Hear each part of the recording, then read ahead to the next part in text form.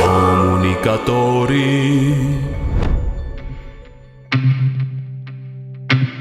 ვებგვერდი topyaps.com 2014 წელს გამართულ 10 საუკეთესო მოდის კვირეულის ჩამონათვალს გვთავაზობს.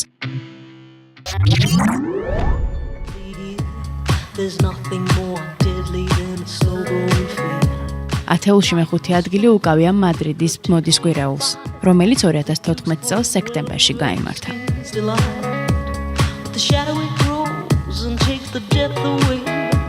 Even broken down pieces to this priceless ballet.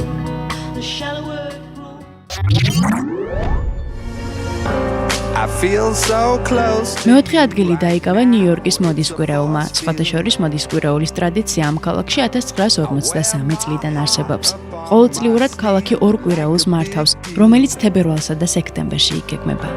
Your love pours down on me, surround me like a waterfall. And there's no stopping us right now. I feel so. მესამე ადგილი წილად ხვდა ლონდონის მოდის კვირეულს, რომელიც ასევე წელიწადში ორჯერ, თებერვალსა და სექტემბრის თვეში ტარდება. ეს არის კარგად დაგეგმილი და ორგანიზებული დღეები, რომელსაც ბრიტანული მოდის საბჭო 1984 წლიდან უდგას სათავეში.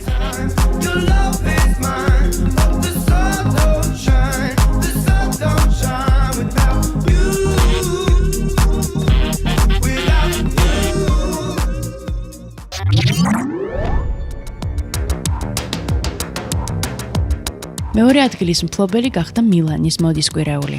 აქ თებერვალსა და მარტში გაზაფხულის და ზაფხულის ახალ კოლექციებს წარმოგიდგენენ, ხოლო სექტემბერი და ოქტომბერი შემოდგომა ზამთრის კოლექციას ეთმობა.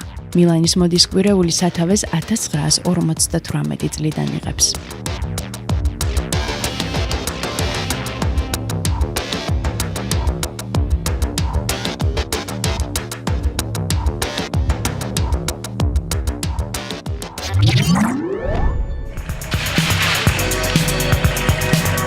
და ბოლოს პირველი ადგილი პარიზის მოდის კვირეულს ერგო.